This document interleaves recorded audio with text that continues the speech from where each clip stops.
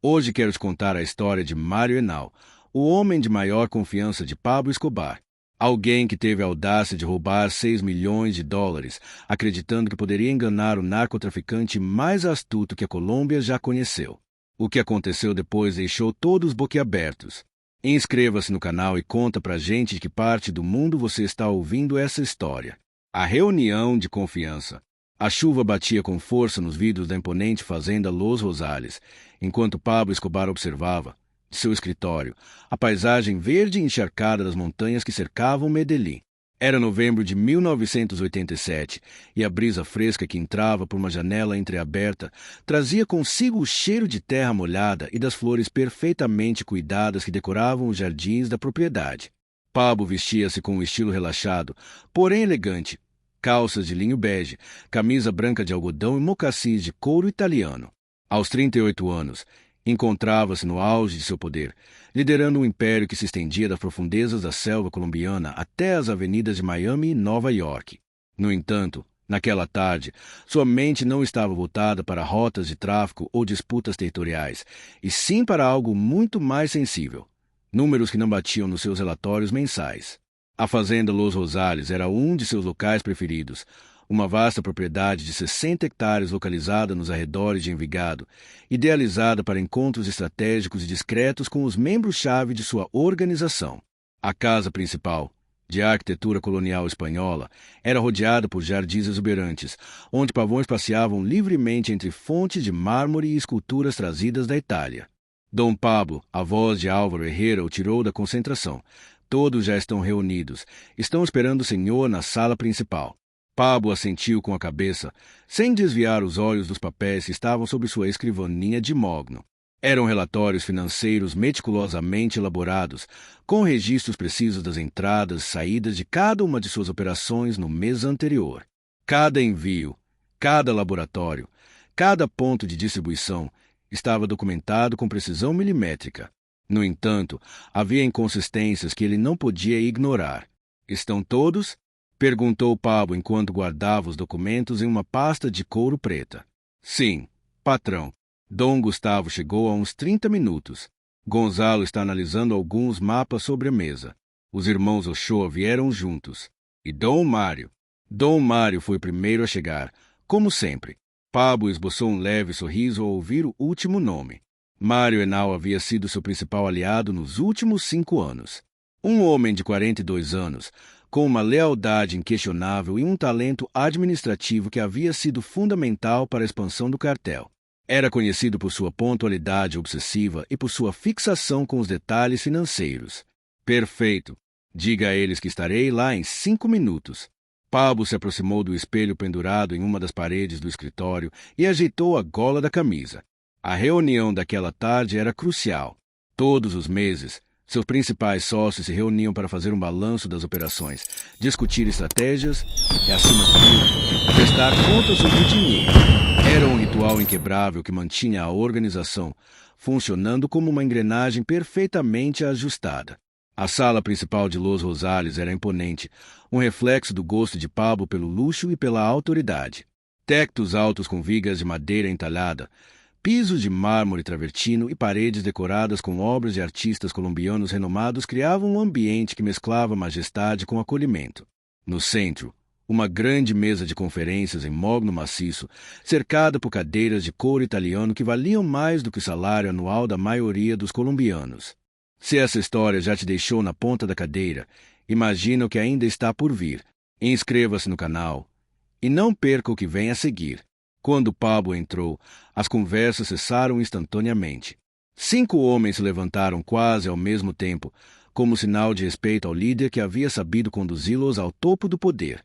Boa tarde, senhores, cumprimentou Pablo enquanto se sentava à cabeceira da mesa. Espero que todos tenham feito uma boa viagem. À sua direita estava Gustavo Gaviria, seu primo e braço direito, um homem magro de 34 anos, com um bigode cuidadosamente aparado e olhos penetrantes, típico de quem havia crescido dentro do negócio. À esquerda de Pablo estava Mário Henao, impecavelmente vestido com um terno cinza escuro e uma gravata azul marinho, segurando uma pasta cheia de documentos que vinha examinando enquanto esperava. Em frente a Gustavo estava sentado Gonzalo Rodrigues Gacha, conhecido como o Mexicano, um homem corpulento de 40 anos, com mãos grandes, uma presença que impunha respeito imediato. Havia ganhado o apelido por sua admiração pela cultura mexicana e sua habilidade em criar laços com os cartéis do país vizinho. Os irmãos Ochoa, Jorge Luiz e Juan David, completavam o grupo. Vinham de uma família de pecuaristas muito rica e haviam entrado no narcotráfico com uma abordagem empresarial que se encaixava perfeitamente com o caráter audacioso de Pablo. Antes de passarmos aos relatórios individuais, começou Pablo enquanto abria sua pasta. Quero revisar os números gerais do mês passado. Segundo meus cálculos, deveríamos ter gerado uma receita bruta próxima de 120 milhões de dólares. Mário Henao abriu rapidamente sua pasta e retirou uma folha com cálculos detalhados. É isso mesmo, Dom Pablo. Arrecadamos exatamente 119 milhões 800 mil dólares. Isso representa um aumento de 12% em comparação com o mês anterior. Pablo assentiu, embora sua expressão permanecesse inalterada.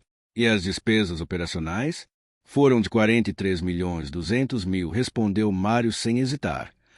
Incluem salários, transporte, insumos, pagamentos por proteção e custos de segurança. Então isso nos deixa com um lucro líquido de 76 milhões 600 mil, acrescentou, com um sorriso de orgulho. Os demais trocaram olhares de satisfação. Os números eram sólidos e mostravam uma organização em plena expansão e com excelente saúde financeira. Muito bem, disse Pablo. Agora vamos revisar cada operação em detalhes. Durante a hora seguinte, cada um dos presentes apresentou relatórios minuciosos sobre sua área de responsabilidade. Gustavo falou sobre as rotas desde os laboratórios até os portos. Gonzalo relatou as operações no México e os vínculos com distribuidores nos Estados Unidos. Os irmãos Ochoa informaram sobre as finanças e os investimentos legais usados para lavar o dinheiro. Pablo ouvia com atenção, fazendo anotações pontuais e perguntas precisas que demonstravam seu profundo conhecimento do negócio. No entanto, sua atenção se intensificou quando chegou a vez de Mário Henao. Dom Pablo, começou Mário, com o tom profissional que havia aperfeiçoado ao longo dos anos. Os laboratórios do Sul produziram 100 quilos de cocaína pura este mês. O custo de produção foi de 8 milhões e o preço médio de venda no atacado foi de $1.000 por quilo. Pablo fez os cálculos mentalmente de forma imediata. Isso nos dá uma receita de 18 milhões, só com essa operação. Exatamente. Com um lucro líquido de 10 milhões após cobrir os custos, confirmou Mário. Pablo continuou anotando, mas algo nos números lhe causava inquietação.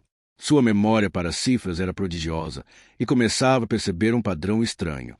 Pequenos detalhes que não se encaixavam totalmente. Mário, pode me detalhar os gastos operacionais dos laboratórios do Sul? Mário revisou seus papéis antes de responder. Reagentes químicos, 2.400.000. Salários, 800 mil. Transporte, 900 mil. Segurança, 600 mil. Diversos, 500 mil. Pablo anotou cada valor com cuidado, mas sua expressão ficou um pouco mais séria.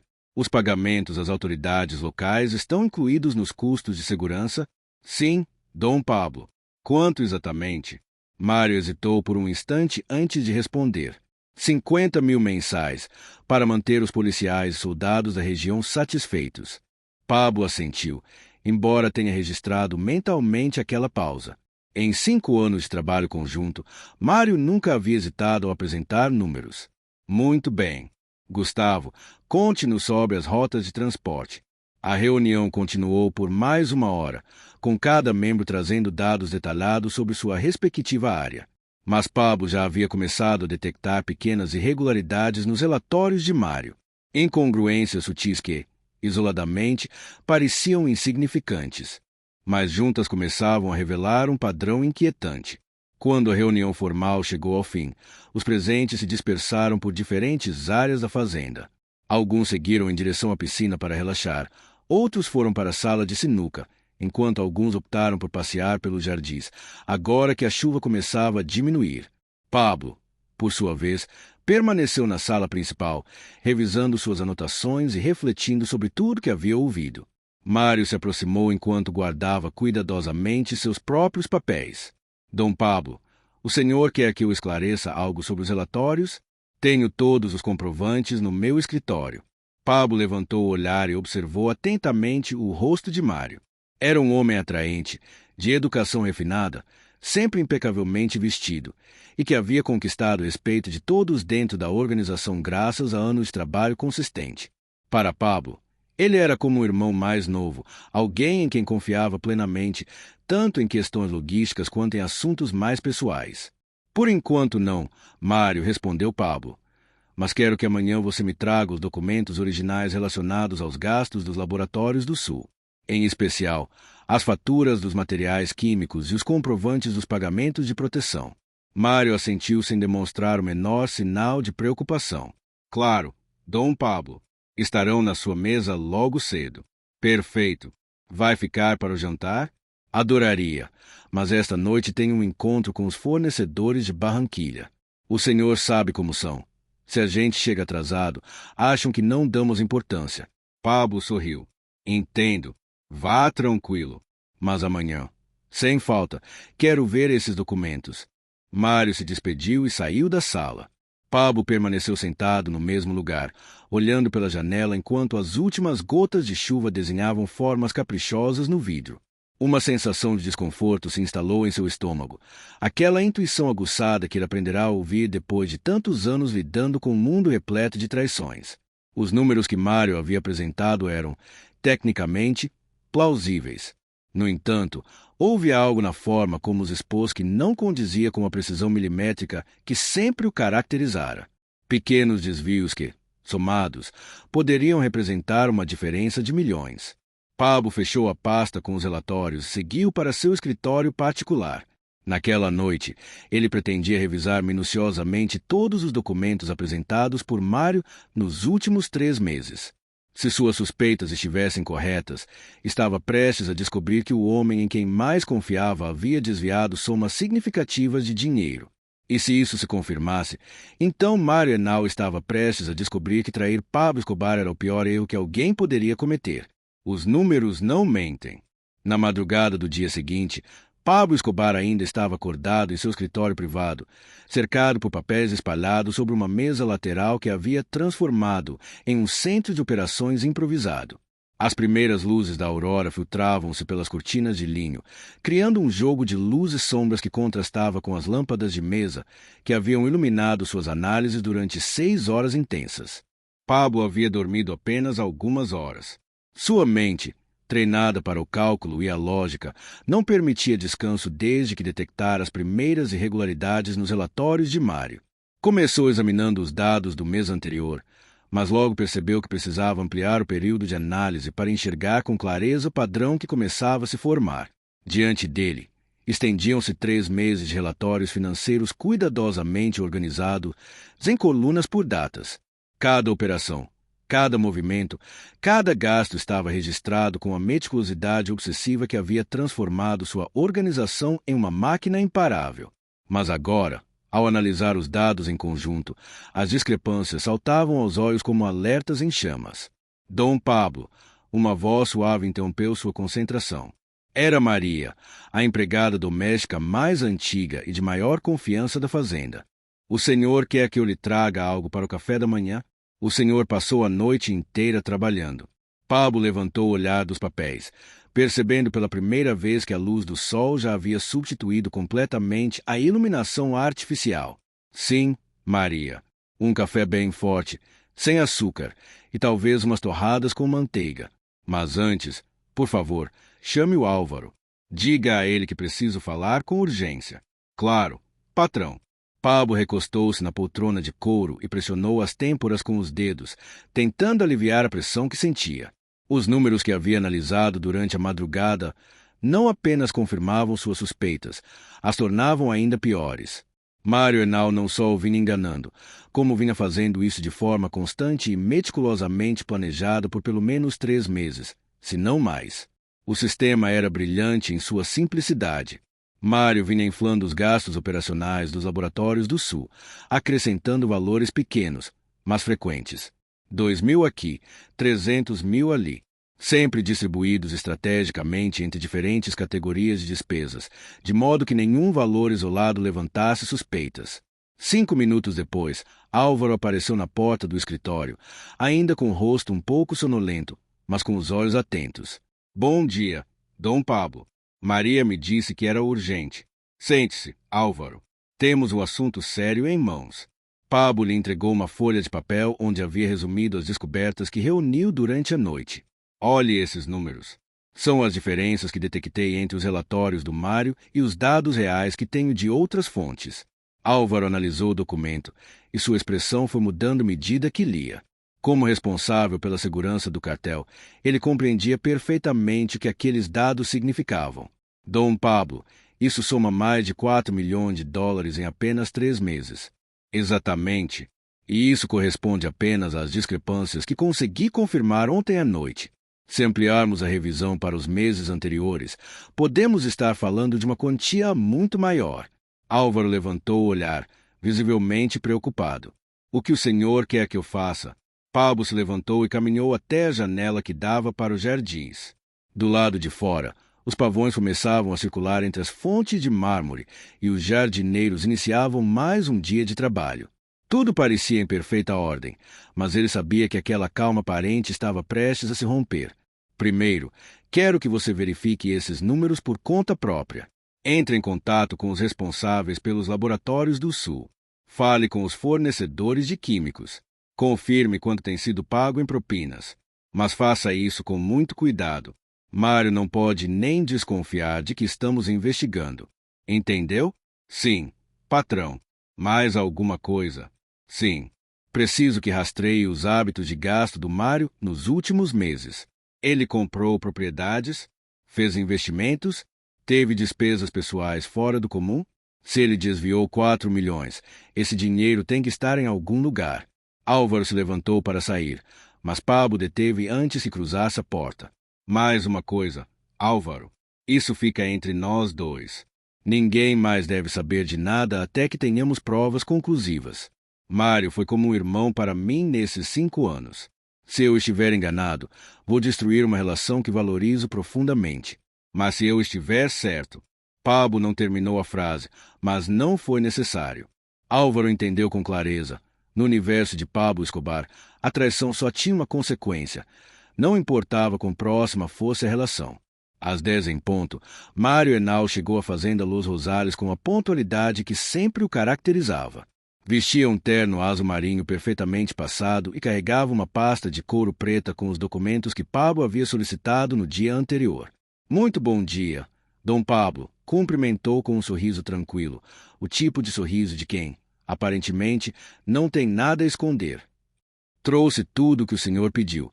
As faturas originais, os comprovantes de transferência, os recibos dos pagamentos, está tudo aqui.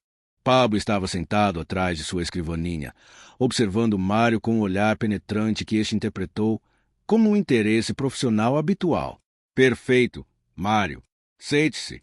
Vamos revisar isso passo a passo. Durante a hora seguinte, Mário foi apresentando cada documento com a mesma rigorosidade de sempre. As faturas dos insumos químicos estavam organizadas cronologicamente, os comprovantes de transferência tinham carimbos e assinaturas correspondentes, e os recibos dos pagamentos legais incluíam até mesmo as assinaturas dos oficiais corruptos que haviam aceitado o dinheiro. Pablo inspecionou cada papel com extremo cuidado, formulando perguntas específicas, se fazendo anotações em seu caderno.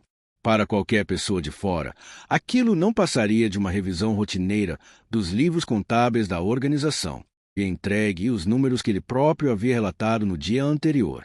Esta fatura de produtos químicos, disse Pablo, segurando um documento, indica um valor de 12.200.000, mas ontem você me disse que o gasto com materiais químicos foi de 2.400.000. Mário folheou rapidamente suas anotações. Ah, sim, houve uma fatura adicional que chegou depois que preparei o relatório. Deve estar aqui. Remexeu dentro de sua pasta. Aqui está, 200 mil dólares por um envio urgente de acetona que precisávamos com rapidez. Pablo pegou o documento extra e o examinou cuidadosamente. À primeira vista, parecia completamente legítimo. Papel timbrado oficial, carimbos da empresa química e assinaturas autorizadas. No entanto, havia um detalhe intangível que o incomodava, algo que ele ainda não conseguia identificar com clareza.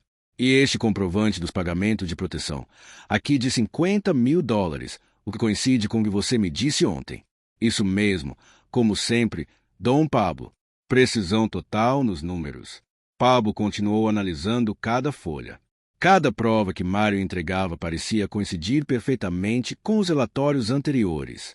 Se não tivesse as fontes independentes com as quais havia cruzado os dados durante a madrugada, poderia ter concluído que sua desconfiança era infundada. Foi então que ele compreendeu a verdadeira magnitude do esquema. Mário não apenas estava inflando os valores nos relatórios, ele também havia criado documentação falsa para respaldá-los. As faturas adicionais, os comprovantes bancários, até mesmo os recibos de suborno. Tudo havia sido falsificado com extremo cuidado para construir uma rede de documentos aparentemente impecável que encobria o desfalque. Mário, disse Pablo, fechando com firmeza a pasta de documentos, quero que me esclareça uma coisa. Claro, Dom Pablo. Ontem você me disse que os pagamentos mensais às autoridades locais na região dos Laboratórios do Sul somam $250.000. Está correto? Sim, é isso mesmo. E estão incluídos nos gastos de segurança que eu relatei. Pablo abriu um caderno onde havia anotado dados importantes durante a noite anterior. Interessante, porque ontem à noite falei diretamente com o comandante da polícia naquela região. Ele me disse que recebe $100.000 por mês e que os oficiais sob seu comando, juntos, recebem cerca de mais 5.000. O rosto de Mário começou a perder a cor. Também falei com o coronel responsável pelo destacamento militar. Ele confirmou que recebe 50.000 todos os meses. Pablo fechou o caderno com calma e fixou o olhar em Mário. Isso soma 225.000, não 250.000. Onde estão os 25.000 restantes? Mário? Mário engoliu em seco de forma audível. Dom Pablo, é possível que eu tenha cometido um erro nos cálculos. Talvez tenha incluído algumas despesas menores. Um erro? Interrompeu Pablo com frieza. Em 5 anos trabalhando ao meu lado, você nunca cometeu um erro de $5.000. Nem mesmo de 25 centavos. O silêncio que se seguiu foi esmagador. Mário olhava fixamente para as próprias mãos, claramente desesperado, tentando encontrar uma explicação que fosse aceitável. E isso me leva a outra questão, continuou Pablo. Essa fatura de acetona no valor de 2 milhões. Você pode me dizer o nome da empresa que, segundo este documento, fez a venda? Mário folheou o papel e respondeu. Químicos Industriais do Pacífico, Dom Pablo.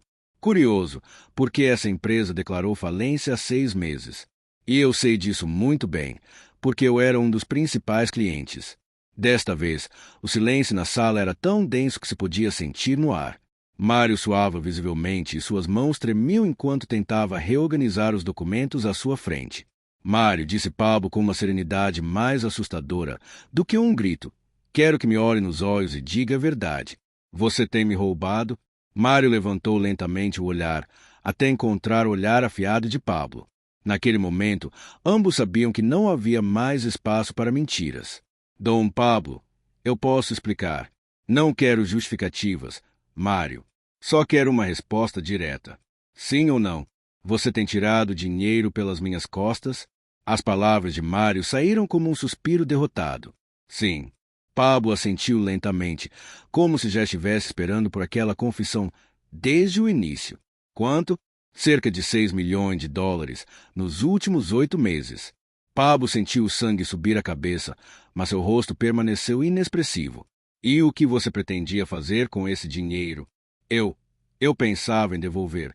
Dom Pablo, fiz alguns investimentos que deram errado. Perdi dinheiro que não era meu e achei que poderia recuperá-lo rápido e devolver tudo sem que o senhor percebesse. Pablo se levantou lentamente e contornou a mesa até ficar frente a frente com Mário. Sabe o que mais me dói em tudo isso, Mário? Mário balançou a cabeça, incapaz de falar. Não é o dinheiro. $6 milhões é uma quantia enorme. Sim, mas não vai me arruinar. O que realmente me dói é que você, que era meu homem de maior confiança depois do Gustavo, tenha achado que podia me enganar, que por 8 meses brincou de ver se eu percebia. Pablo voltou ao seu assento com a expressão contida. Você realmente achou que eu era idiota o suficiente para não notar que estava sendo roubado bem debaixo do meu nariz? A vergonha no rosto de Mário era total. Não apenas havia sido desmascarado como ladrão, mas também como alguém que subestimou profundamente a inteligência do homem que havia construído um dos impérios criminosos mais complexos e temidos do planeta.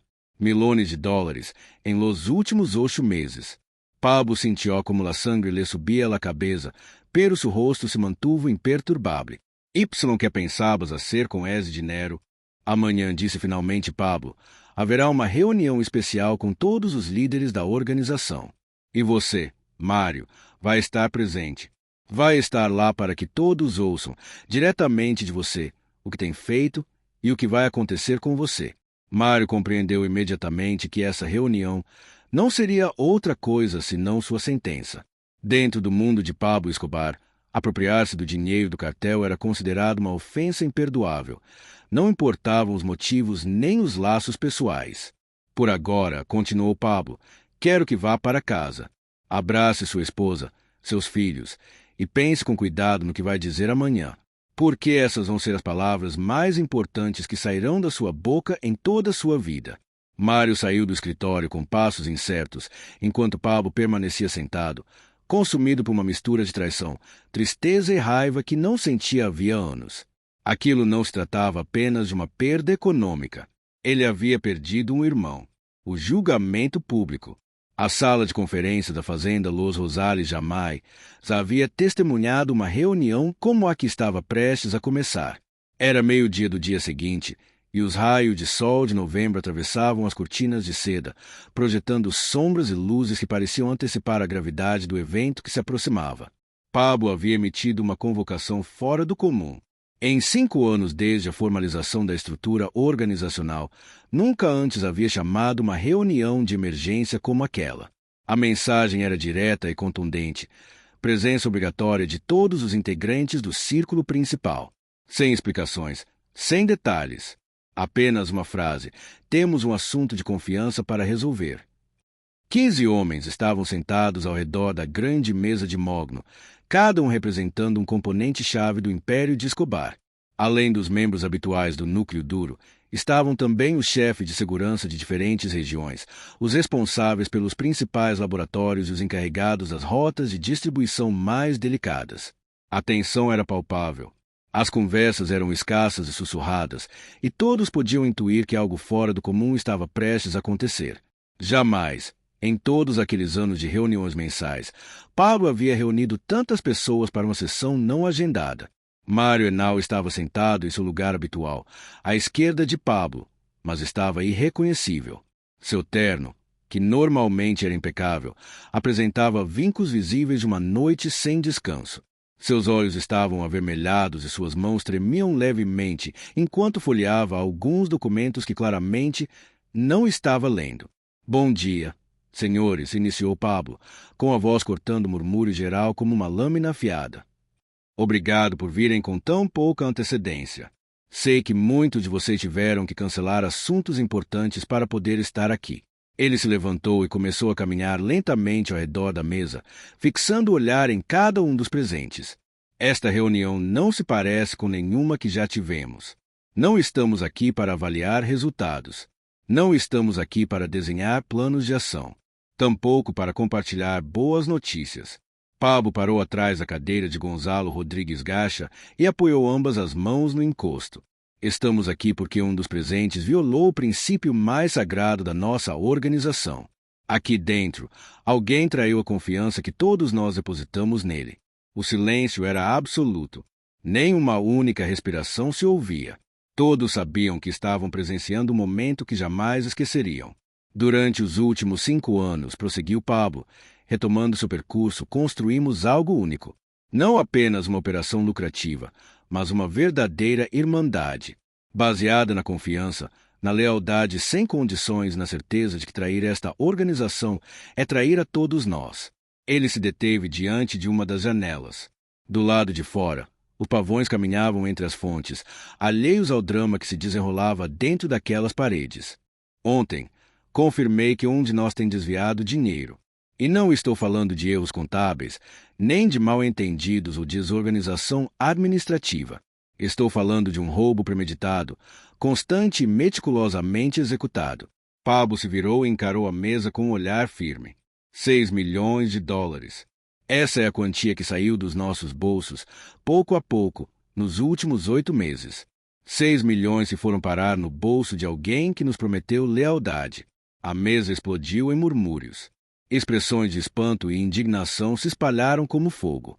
Mesmo para uma estrutura tão vasta quanto a de Pablo, essa quantia representava uma ofensa de grandes proporções.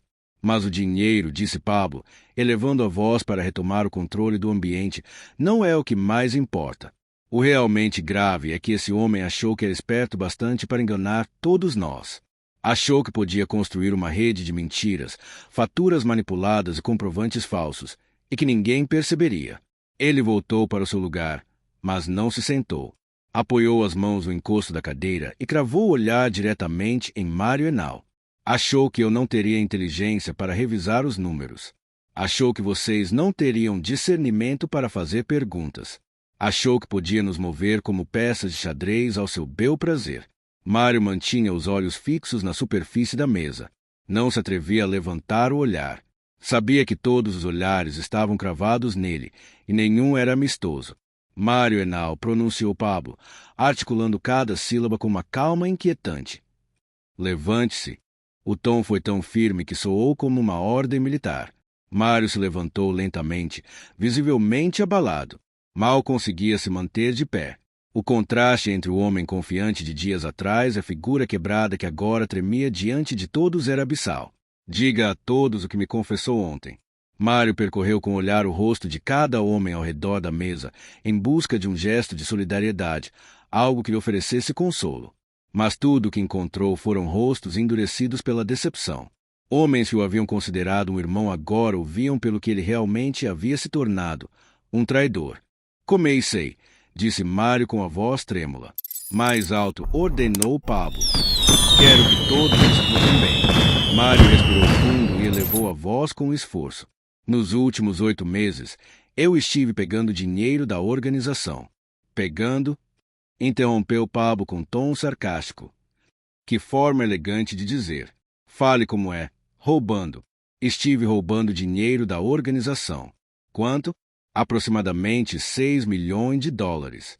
O murmúrio que percorreu a sala foi como um rugido contido. Os presentes não se sentiam apenas ofendidos, se sentiam traídos.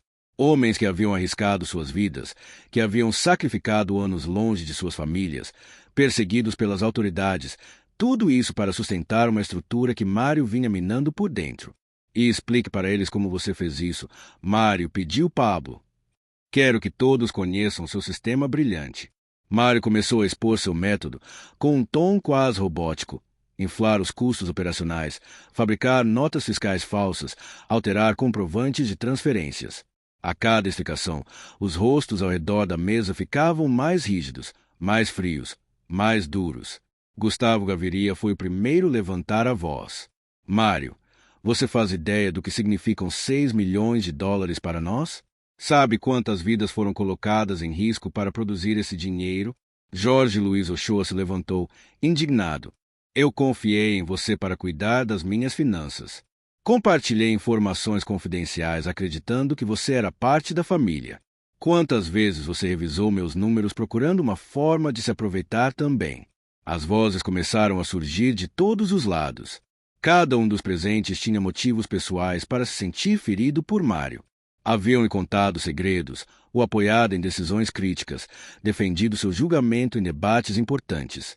Pablo observava em silêncio enquanto Mário se encolhia cada vez mais diante do julgamento coletivo. Se passaram vários minutos antes que ele levantasse a mão para pedir silêncio. Há algo mais que vocês precisam saber sobre Mário, disse, caminhando até ficar de pé diante dele. Ontem, quando confrontei, sabem qual foi a primeira reação dele? Não foi pedir desculpas. Não foi admitir o erro. A primeira coisa que fez foi tentar se justificar, dizendo que pretendia devolver o dinheiro. Ele se virou para o restante do grupo, como se isso fosse apenas uma questão de números. Como se uma desculpa e uma transferência pudessem consertar tudo. Como se fosse possível nos trair durante 8 meses e depois fingir que nada aconteceu. Pablo voltou a se posicionar diante de Mário e o encarou diretamente. Mas o que mais me ofende não é a traição, nem mesmo o roubo. É o fato de você ter acreditado que eu não perceberia. Você realmente pensou que, depois de ter levantado todo esse império do zero, de administrar operações milionárias, eu não notaria que algo estava errado? Mário levantou os olhos, com lágrimas escorrendo pelo rosto. Dom Pablo, eu nunca quis. Nunca quis o quê? Interrompeu com dureza. Nunca quis que eu descobrisse. Nunca quis me trair. Nunca quis roubar seus companheiros. Pablo se inclinou até ficar cara a cara com ele. Ou nunca quis que fosse tão fácil? A pergunta ficou suspensa no ar, como uma sentença. Todos entenderam naquele instante. Mário não lamentava o crime. Ele apenas lamentava ter sido pego.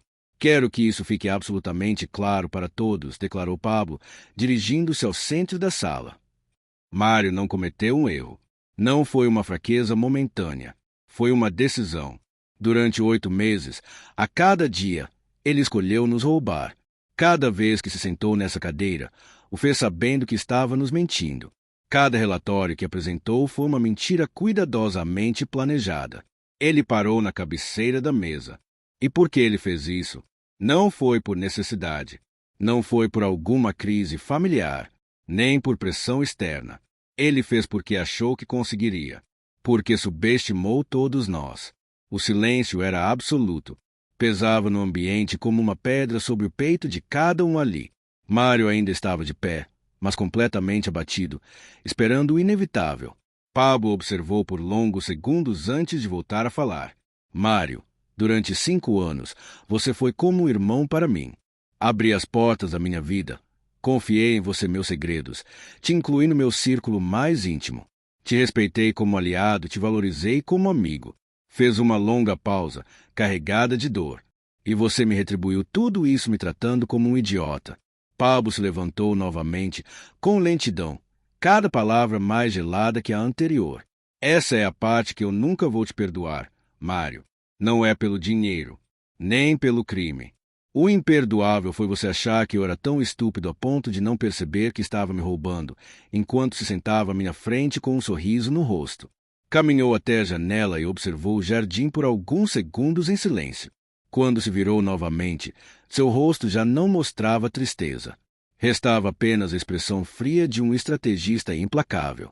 Mário Henao disse, com um tom que gelou o sangue de todos na sala. Você já não é minha mão direita. Já não faz parte desta organização. E depois de hoje, não é nada para nenhum de nós. Dirigiu-se à porta e, justo antes de cruzá-la, parou. Da próxima vez que alguém me perguntar por você, direi que Mário Henao morreu no dia em que achou que Pablo Escobar era burro o suficiente para não perceber que estava sendo roubado. Essa frase caiu como uma sentença definitiva. Com poucas palavras, Pablo reduziu de aliado valioso a símbolo da traição. Transformou 5 anos de aparente lealdade em um aviso para todos os presentes. Enquanto Pablo saía sem olhar para trás, Mário se desabou em sua cadeira, completamente destruído. Ninguém na mesa expressou compaixão. O que predominava era o desprezo reservado àqueles que traem a confiança da família. A reunião havia terminado, mas as palavras de Pablo continuariam ecoando pelos corredores de seu império por muito tempo. Mário Henao já não existia. Não fisicamente, mas de uma forma ainda mais devastadora. Havia sido apagado da história pelo homem que um dia chamou de irmão. O peso das palavras. A sala permaneceu mergulhada em um silêncio sepulcral muito tempo depois que Pablo Escobar se retirou. Os 15 homens mais poderosos do cartel de Medellín mantinham os olhos fixos em Mário Henao, ainda desabado sobre sua cadeira, como uma marionete sem cordas. Era quase impossível acreditar que, apenas uma hora antes, ele era considerado o braço direito mais confiável de Pablo. Agora, não passava de uma sombra. Gustavo Gaviria foi o primeiro a se mover. Levantou-se com calma, caminhou até Mário com uma frieza cirúrgica, recolheu os documentos que ele havia levado. Esses papéis não dizem respeito a você, disse sem vestígio do afeto que outrora existira. A partir de agora, você está fora, sem acesso a nada. Um por um, os demais se levantaram e começaram a sair da sala. Ninguém disse uma palavra, nenhum olhar, nenhuma ameaça, nenhum adeus. A indiferença, naquele universo, era pior do que qualquer punição física. Já à porta, Jorge Luiz Ochoa virou-se para encarar Mário uma última vez. Passei 5 anos achando que você era parte da nossa família, disse, com amargura. E só agora percebo que nunca te conheci de verdade. Gonzalo Rodrigues Gacha foi mais direto. Pablo tinha razão. O pior não foi o dinheiro. Foi saber que você achava que a gente era idiota. Quando o último homem deixou o salão, Mário ficou completamente só. A mesma sala que tantas vezes havia sido palco de decisões estratégicas, de brindes, de pactos e vitórias, agora parecia um mausoléu.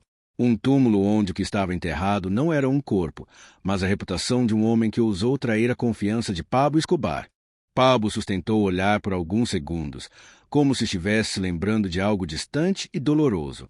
Porque a morte é rápida, Álvaro. A morte libertária do peso do que ele fez e do que perdeu. Virou-se lentamente em direção à fonte, observando o reflexo do céu na água tranquila. Quero que ele viva com a vergonha. Que acorde todas as manhãs sabendo que já não é ninguém. Que ande por Medellín e sinta os olhares cravados em suas costas. Que entre em um restaurante e veja os outros se levantarem da mesa. Quero que ele carregue o estigma de ter sido o homem que tentou enganar Pablo Escobar e falhou. Álvaro assentiu em silêncio. Já tinha visto o patrão ordenar execuções sem piscar. Mas aquela decisão era outro tipo de sentença. Mais cruel, mais definitiva. E mais uma coisa, acrescentou Pablo antes de retomar o passo. Se algum dia ele tentar se aproximar de novo, se ousar mencionar meu nome ou desta organização, então sim, hajam. Mas até lá, que viva, que carregue a própria morte como uma sombra todos os dias da vida dele. Os passos de Pablo desapareceram entre os caminhos de pedra, enquanto o canto distante dos pássaros e o murmúrio da água eram os únicos sons que restavam. Mário Henao não foi executado. Foi exilado do mundo que ajudou a construir. E, para um homem como ele, isso era pior do que morrer. Porque um morto se torna mártir. As pessoas esquecem o que ele fez e só lembram como morreu. Mas um homem que foi destruído publicamente, humilhado diante de todos que um dia o respeitaram, esse homem se transforma em um aviso vivo. Pablo sorriu com aquele gesto que congelava os inimigos. Mário Henao vai andar pelas ruas de Medellín de cabeça baixa. As pessoas vão apontar para ele. Vai procurar trabalho, vai tentar fazer negócios, e todos vão se lembrar dele como o cara que roubou Pablo Escobar. Não vai encontrar uma alma que confie nele. E acrescentou, enquanto caminhava em direção à casa principal. Isso é muito mais lento que uma bala, e infinitamente mais eficaz. Dentro da sala de conferências, Mário finalmente conseguiu se levantar. As pernas tremiam, mas ele sabia que não podia continuar ali. Cada segundo naquele espaço era uma tortura. Caminhou em direção à saída, mas parou ao ouvir vozes no corredor. Reconheceu as risadas de vários homens que haviam testemunhado sua queda. Dá para acreditar que ele achou que o Pablo não ia perceber? Dizia um. 6 milhões. Respondia outro.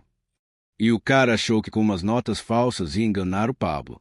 O que me impressiona é a arrogância, acrescentava outro. Depois de ver como o Pablo controla cada centavo desta organização. As risadas cortaram Mário como facas no peito. Já não era uma pessoa para eles. Era uma piada, um exemplo, um aviso. Esperou até que se afastassem, e então saiu discretamente por uma porta lateral que dava para o estacionamento. Seu Mercedes-Benz ainda estava lá, exatamente como pela manhã, quando ele ainda alimentava a esperança de sair ileso. Dirigiu em silêncio pelas ruas de Medellín. Ao chegar em sua casa em El Poblado, uma mansão luxuosa comprada com dinheiro sujo, foi recebido por sua esposa, Carolina Henao, uma mulher refinada que havia vivido 5 anos de privilégios como esposa do número 2 do cartel. Como foi a reunião? Perguntou ela com um sorriso despreocupado. Mário se jogou no sofá, cobriu o rosto com as mãos e respondeu. Carolina, precisamos conversar. Durante 1 hora contou tudo. A fraude, a traição, a humilhação pública. À medida que falava, o horror e a incredulidade tomavam conta do rosto da esposa. Você roubou 6 milhões de dólares. Sussurrou ela ao final. Eu tinha um plano, ia devolver Um plano? Gritou Carolina, levantando-se do sofá. Um plano para roubar do Pablo Escobar? E achou que ele não ia perceber? Ela caminhou até a janela, com os olhos cheios de fúria. Você tem ideia do que fez? Não destruiu só a sua carreira, Mário. Acabou com todos nós. Comigo, com nossos filhos, com toda a nossa família. Quem vai querer fazer negócios conosco agora? Quem vai confiar no sobrenome Henao depois disso? Mário não tinha respostas. Só conseguia encarar o vazio, sentindo o peso de ter arruinado não apenas a própria vida, mas também a de todos que um dia amou. Naquela mesma noite, a história de sua queda se espalhou como fogo por toda a organização. Os detalhes da confissão, da reunião, principalmente as palavras finais de Pablo viraram lenda. Em bares frequentados por pistoleiros, em escritórios de contadores, nas casas dos membros do cartel, todos repetiam o que havia acontecido. E todos sabiam de uma coisa. Mário Henao não tinha sido executado, mas sua reputação havia sido enterrada mais fundo do que qualquer corpo. Mário Henao não foi destruído com balas nem com castigos físicos. Foi aniquilado com algo muito mais duradouro, palavras. Você ouviu o que Pablo disse para ele? Perguntavam uns aos outros dentro do cartel. Disse que, se alguém voltar a perguntar por Mário Henao, ele vai responder que ele morreu no dia em que achou que Pablo Escobar era ingênuo o suficiente para ser enganado. Essa frase não apenas selou seu destino, transformou-se em mito. A história de sua traição passou de ser uma notícia interna a uma lenda, e da lenda a um aviso eterno. Nos meses seguintes, toda vez que alguém dentro da organização ousava considerar quebrar a lealdade, a lembrança de Mário surgia como um fantasma. Não uma execução rápida, mas uma condenação lenta, pública e vergonhosa. Pablo Escobar havia criado algo em comum. Um castigo mais cruel do que a morte e, ao mesmo tempo, mais eficaz do que qualquer ameaça. Mário continuava respirando. Sim, mas no único universo que importava, o de poder, respeito e pertencimento, ele já não existia. 2 semanas depois do confronto final, Pablo estava em seu escritório, revisando pessoalmente os novos protocolos de auditoria que havia imposto após o escândalo. Álvaro entrou em silêncio, com um relatório na mão. Dom Pablo, como o senhor antecipou, Mário tem tentado conseguir trabalho com outras organizações, mas ninguém quer saber dele. Também tentou abrir seu próprio negócio, mas ninguém quer se associar. Pablo assentiu, sem tirar os olhos dos documentos. E o dinheiro? Recuperamos 4,5 milhões, respondeu Álvaro. O restante, ao que parece, ele perdeu em investimentos ruins, como havia dito. Pablo finalmente levantou o olhar. Doe esse dinheiro para fundações nos bairros mais pobres. Se algo bom pode sair dessa traição, que seja isso. Fez uma pausa. Depois, olhou diretamente para Álvaro. Sabe qual é a diferença entre acabar com um traidor e destruí-lo diante de todos? Não, patrão. Quando você mata alguém, a lição dura até que as pessoas se esqueçam. Mas quando você destrói uma pessoa com palavras, quando a transforma num exemplo vivo do que acontece com quem trai, essa lição fica gravada para sempre. Um sorriso gélido surgiu no rosto de Pablo, aquele mesmo que muitos temiam mais do que uma arma carregada. Mário Henao vai caminhar por Medellín pelo resto da vida como um lembrete. Não do que é roubar, mas do que significa perder tudo. Eu não o executei, Álvaro. Tirei dele o que mais valorizava. Sua honra, seu status, seu nome. Nos anos que se seguiram, o nome de Mário Henao não desapareceu. Se transformou em um símbolo. Sua história era contada como advertência para os novatos, repetida em reuniões privadas como lembrete, sussurrada nos corredores sempre que alguém mostrava sinais de falsidade. Pablo Escobar provou mais uma vez que sua arma mais poderosa não eram as armas, nem os milhões. Era seu profundo entendimento da mente humana. Ele não precisava de sangue para punir.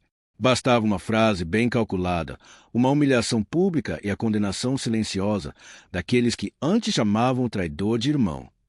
Mário Henao aprendeu da forma mais cruel que há erros que não se pagam com a vida, mas com algo ainda mais valioso, a impossibilidade de voltar a ter uma vida que vale a pena ser vivida.